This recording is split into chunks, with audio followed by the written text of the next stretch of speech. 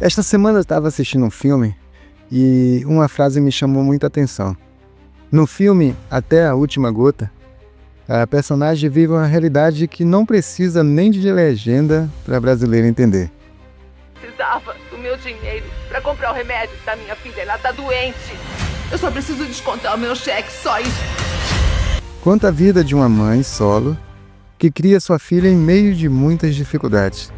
Trabalha em 2 empregos, dinheiro contado para pagar as contas atrasadas. A filha tem uma doença que necessita de muita atenção. Eu fui despejada hoje, a gente não tem lugar para morar. Na verdade, isso não é ficção. Isso é Brasil.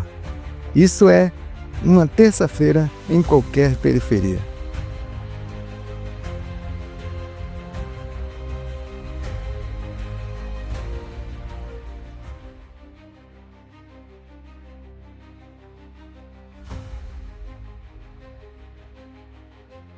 Bem, no filme eu ouvi uma frase que me chamou muita atenção e resolvi fazer um vídeo após refletir sobre ela.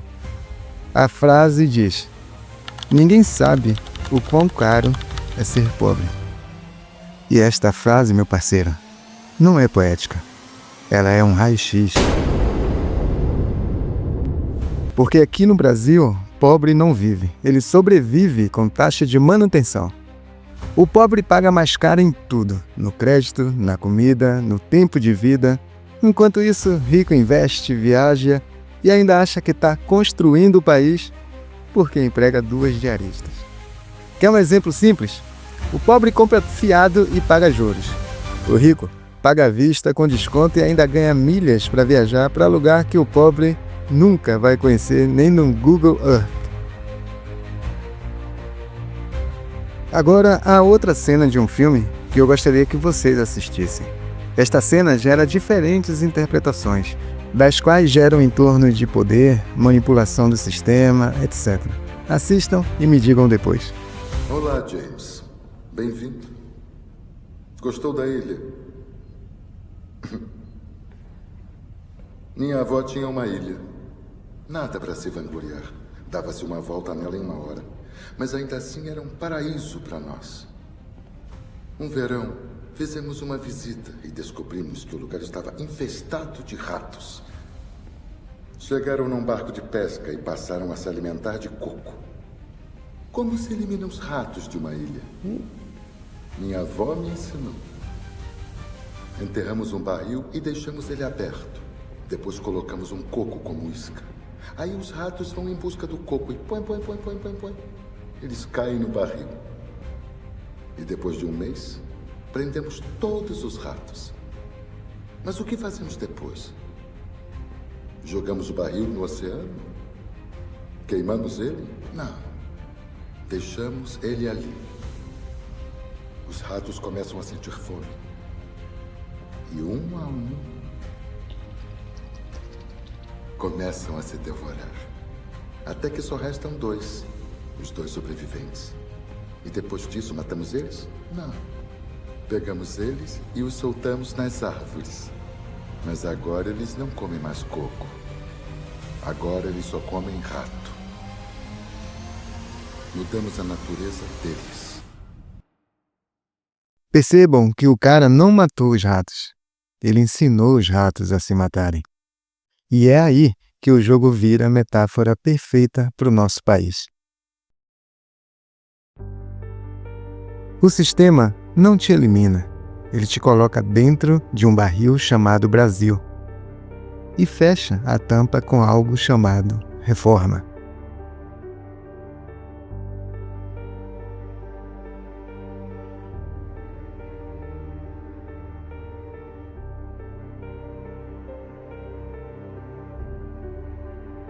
Ali ele espera, sabe que 1 hora, na fome, no desespero, na corrida maluca pelo próximo Pix, você vai começar a devorar o vizinho.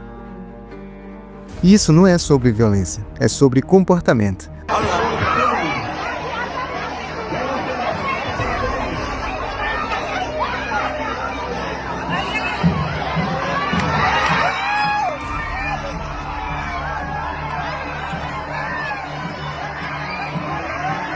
sobre como a pobreza ensina o pobre a odiar o próprio reflexo, a culpar o outro ferrado e não o dono do barril. Quer saber o que mais tem nessa ilha dos ratos chamada Brasil? Influencer vendendo curso de como sair da pobreza, enquanto grava stories no carro financiado pelo pai. Deputado dançando em TikTok enquanto corta o orçamento da merenda. Classe média se achando a elite, enquanto paga iPhone em 24 vezes e reza para não adoecer. Aqui a gente aprendeu a competir pelo que já é nosso por direito. O barril ensinou que, se o outro comer, você passa fome. Resultado? Um país onde o pobre odeia o pobre, o negro desconfia do negro e o trabalhador chama o outro de vagabundo. A elite só assiste, rindo, brindando de camarote.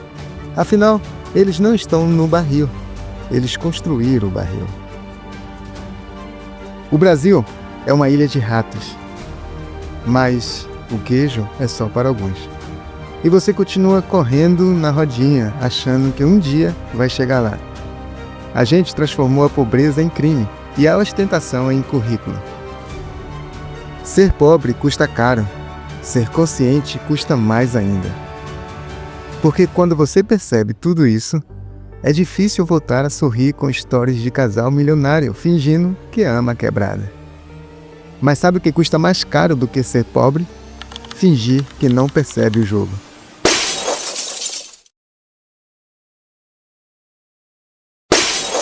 E não se engane, se você está nesse barril, você não é exceção. Você é o alimento.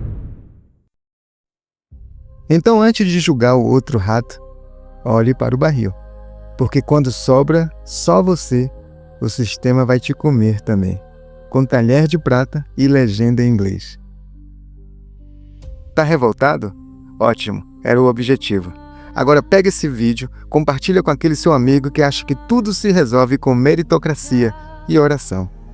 E se inscreve aqui no Fundamental, porque enquanto o sistema serve veneno, a gente entrega antídoto, parceiro, com um pouco de sarcasmo e um dedo na ferida. A Erika Hilton é um exemplo bem prático e didático até do que o George Orwell retrata no livro A Revolução dos Bichos. Para você que talvez não saiba, esse livro conta a história de como os animais de uma fazenda promovem uma revolução contra o fazendeiro. Liderados pelos porcos da fazenda, eles são convencidos por eles, os porcos, de que os bichos eram explorados, eram oprimidos pelo homem, o fazendeiro. Tipo a Erika Hilton aqui, convencendo as pessoas da sua causa. Olha que bonito, que romântico, que bravo, dá uma olhada. Eu acho que esse é um passo para a mudança do mundo, a destruição do capitalismo, né? Destruir o capitalismo. Nada pode ser pior do que o capitalismo. Vocês são negros, vocês precisam entender que vocês são negros, vocês moram aqui, vocês têm essa vida porque vocês são negros. Não adianta colocar cabelo liso na cabeça, não adianta tentar disfarçar a negritude de vocês. Então os bichos expulsaram os fazendeiros, e ninguém melhor para representar e liderar os bichos a partir de agora do que os porcos, não é? Mas não demorou muito para os porcos ficarem cada vez mais parecidos com o fazendeiro. E para surpresa de todos, um belo dia eles aparecem andando sobre duas patas, como um ser humano. O fazendeiro, que eles expulsaram.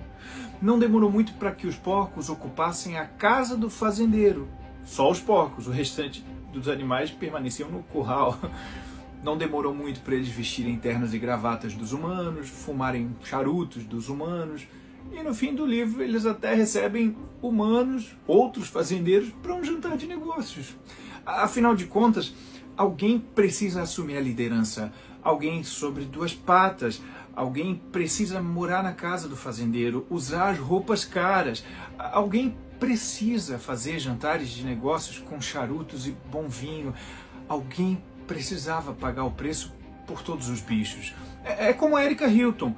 Não adianta mudar a aparência de vocês, mas alguém precisa ficar loira e alisar o cabelo. O capitalismo é horrível, mas alguém precisa posar para as caras revistas capitalistas. Alguém precisa ir para Paris no show da Beyoncé.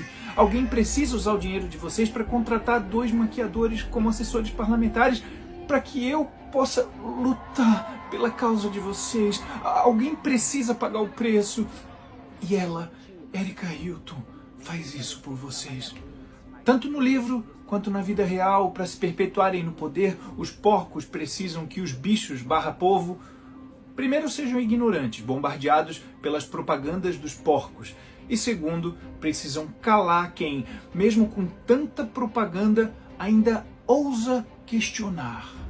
No livro, as galinhas ficaram sem ração por questionarem, o cavalo foi mandado para o matadouro por questionar, outros animais até confessaram crimes que não cometeram.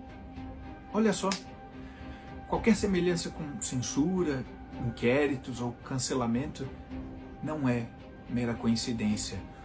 Obrigado, Érica, por deixar tudo isso tão claro e didático pra gente.